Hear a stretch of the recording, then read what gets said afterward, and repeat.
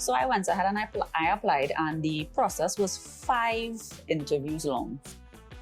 So I think people are not looking at sales from an international standpoint, they're just looking at it at a local standpoint. Yeah. And from my experience, if you stick to your true self and you be ethical, you would find that opportunities come to you. but in sales now, you have like base salary and you have commission. And then you have opportunity to grow. Yeah. So, hi Samantha. Hi, Antonio. How are you? I'm great, and yourself? I'm all right, thank you. So tell us a little bit about who is Samantha. Well, Samantha is a very simple person. I always was very interested in like school and educational things and really advancing myself. So you could say back in school I was a bit of a nerd. No problem. you can say that. Yeah. Okay. So I was always interested in the sciences. So from Form 3, I was always saying biochem physics. That was my go-to subjects. So what school you went to? I went to St. Teresa's Girls Primary School. Okay. And then I moved on to Bishop Annecy, right around the Savannah in Port of Spain. And from there, I did COSTAT and UE, etc. Right. Yeah. COSTAT is where I got my degree in medical laboratory technology. Didn't always know I wanted to go into this field in particular. I knew it was something always going to be related to sciences. Right. So I initially went to UE to pursue medicine. And then when I sat and I thought about it, I said, well, you know, doctors have quite a strict lifestyle. They don't really have much time for social and family and stuff like that. And that's also a very big part of my life. Like I enjoy socializing. I enjoy spending time with the family. So I said, maybe my personality would not be a good fit for a doctor, but maybe I could do something related to allied health. So, you know, you're still in the field, you're still keeping up to date with the technology, the medicine of it all, but you're in something a bit more flexible for you. So that's how I went into medical laboratory technology. So COSTAT is the only institution in Trinidad that offers that degree. UE does not offer it. So I left UE and I went to COSTAT. In UE, I did biochem and math. Right. And I got my certificate in that, and then I went over to COSTAT, where I completed my degree in medical laboratory technology. So that's basically lab work in terms of running all the different bodily fluids and tissues and checking for any abnormalities, anything that may be going wrong. And then you provide a concise report to the hospital or the doctor that you are working for. And they are in turn able to use that information to diagnose their patients and provide medication, etc. So like, for instance, something that a lot of people would not know, when you have like antibiotics, for instance, yes, if it's an emergent case, a doctor would be able to prescribe you like a wide spectrum antibiotic. But if it's a more tailored case where you need to pinpoint exactly what is needed, your sample would go to the lab, we would run tests on that, and then we would give the doctor a list of antibiotics that could potentially work for this particular case. And that's how they tailor their diagnosis and stuff and able to treat patients properly. So a lot of people don't know that the lab work behind the medicine is really a big part to play, because without us, a lot of doctors would be basically blindly diagnosing. Yes, correct. And you need to be able to know what it is you're diagnosing exactly before you just provide treatments and whatnot. So I was always very interested in that aspect of it. And I went ahead, I worked in pathology for quite a while, diagnosing like cancer patients and stuff like that. And that was an eye-opener, because it's the prevalence in our small country. You wouldn't believe the amount of people that are suffering with that. So it was eye-opening for me. And then now I am a medical laboratory sales specialist at my current company. This is interesting because, you know, hearing all about this, which is very informative, I must say, and going into sales, although it in your field, but why sales though? So the story behind that is actually very funny. So, you know, as a young person, I was in the lab field, and, you know, you work Monday to Friday, you have the same 8 to 4 job. And I sat there and I said to myself, the same personality thing came up. I said, I didn't feel like my personality was really shining through. Right. And the same work-life balance that people talk about, I didn't feel like I had that. So I just randomly one day decided to go on Caribbean jobs and start sending out a few, you know, feelers just to see what was out there. And this medical laboratory sales job popped up, and I said, maybe I should apply for it just to see if I get through. I said, worst case scenario, you don't get through, but you still get interview experience. So I went ahead and I applied, and the process was 5 interviews long. Seriously? 5 interviews long. It was very extensive. They were very thorough. It spanned over 2 months for me to get this. And ultimately I had no sales training. Yeah. I didn't have any degree in sales or anything like that. So I went in there with nothing but my personality and my experience in terms of working in the lab. And I got the job.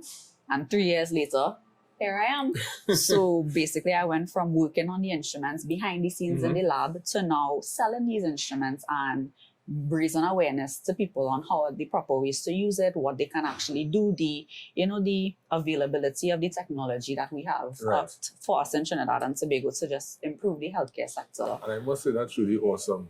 And what sort of challenges maybe that you faced in your current role, per se? Well, I would say sales is not as simple as a lot of people think. A lot of people think sales is, you just need to be able to talk. Yeah, and it's not like that. And it's definitely not like that. And from somebody having absolutely no experience in sales to go in into it, I had to basically learn from scratch.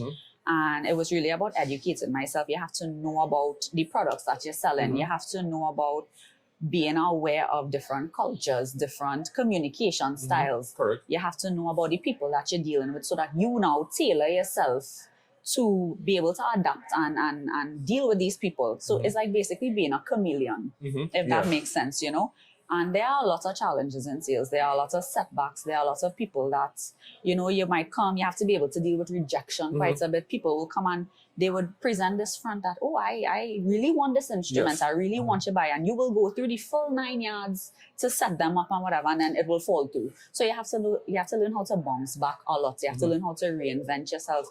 People think, you go and you just sit down and you have a conversation and people buy it. It's not like that. You have to know how to follow up. You have to learn how to, for me, before getting into sales, I used to think people who coming up to you to try to sell stuff, I'd be like, wait, they're real nagging me, boy, So it's finding the balance in terms of being persistent without coming across as being a nag, being too forward, being personable so that people would want to approach you to say, hey, I saw you selling X, Y, and Z. Tell me more about it, So it's basically marketing yourself as somebody that is approachable, that is trustworthy, that is ethical. Yeah. And it's really about finding your style of sales. And 2 questions I would like to Sure. ask. When you got rejected from a customer, how that felt? And also, how many follow-ups did it take in order to close a sale? Like the most amount of follow-ups that you ever had to do. Right. So in terms of really rejection, I'm not going to lie, the first set of rejection that you would have to deal with going into this role, I would have taken a couple of days and I would be like, whoa, I can't believe I lose this customer. I really thought I had them. And, and you would take a couple of days and you would have to, again, it's about adapting. So you could either, at that point, you have a choice.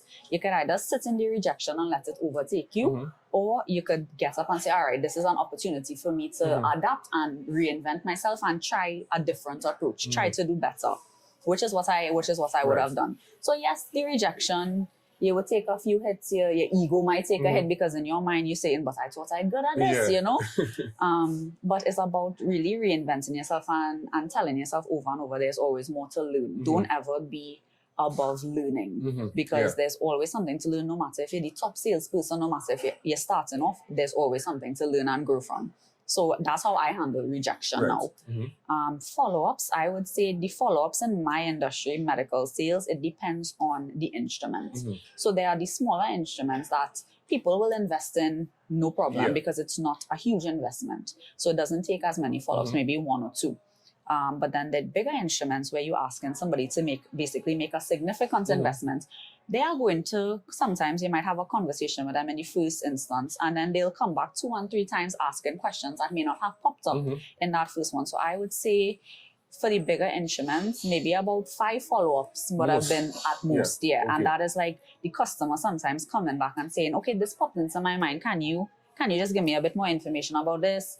And, it's just about having patience with them, letting them know every single time. I always end my conversations with my customers, feel free to reach out if you have any questions, because just like us, we would go into a store, we might see something we like, but we might ask the salesperson at that store, so tell me about this, or you have it in different colors, like how it is work, things like that. So we need to also remember that just like these customers come into us for information, we are also customers that go out and ask for information. So we need to be able to look at it from both sides, And do you think that it have a certain number of follow-ups that you need to do in order to close a deal?